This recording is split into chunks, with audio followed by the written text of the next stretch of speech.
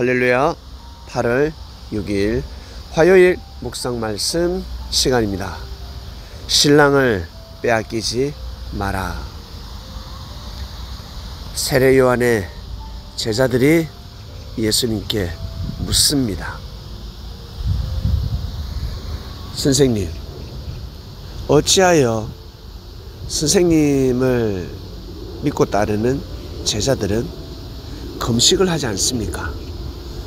우리도 금식하고, 그리고 저 바리새인들도 금식하는데 어찌 예수님의 제자들은 금식하지 않습니까? 라고 물었습니다. 그때 예수님께서 신랑을 빼앗기게 되면 금식을 한다 했습니다. 한마디로 신랑을 빼앗기지 마라 였습니다.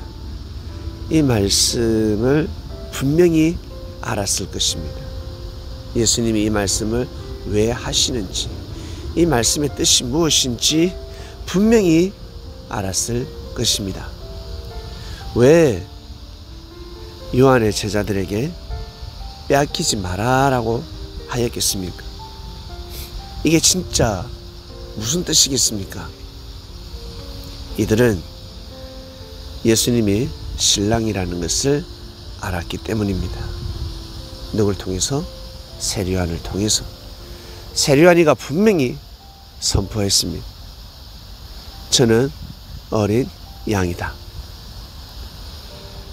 하나님의 뜻을 가지고 온 어린 양이다. 하나님 아버지가 보낸 어린 양이다. 메시아라는 뜻입니다. 그리고 나는 그를 전가하러 왔다.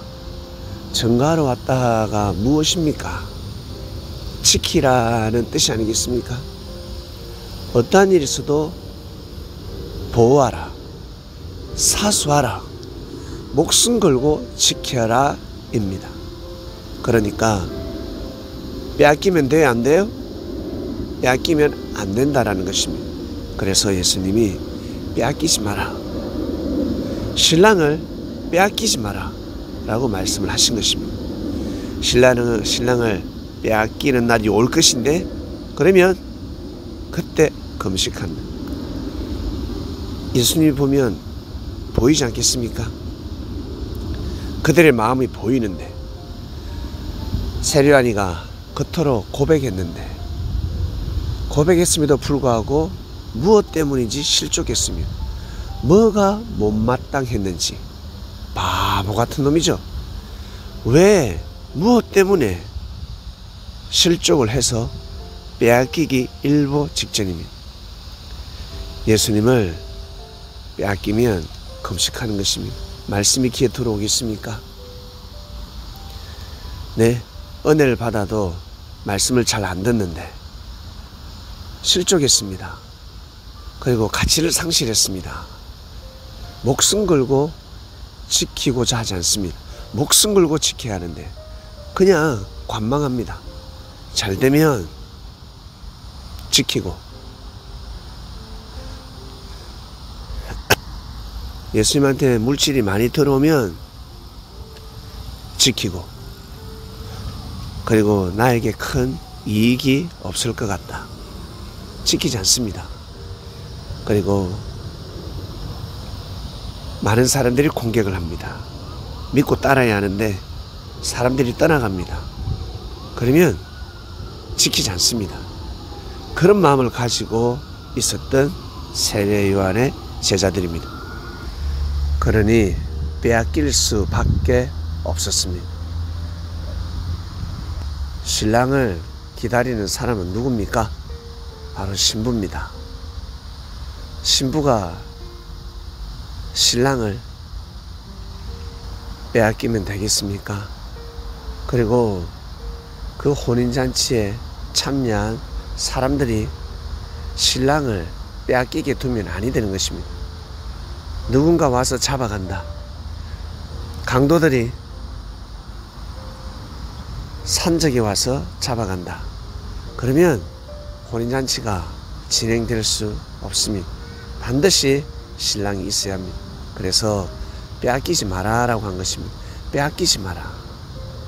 빼앗기면 하나님의 축복이 끊어진다. 하나님의 은혜가 끊어진다. 하나님의 사랑이 끊어진다. 운세끈이 끊어진다.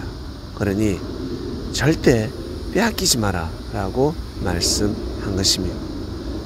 빼앗기면 금식에 들어갑니다. 영적인 힘을 잃어버립니다.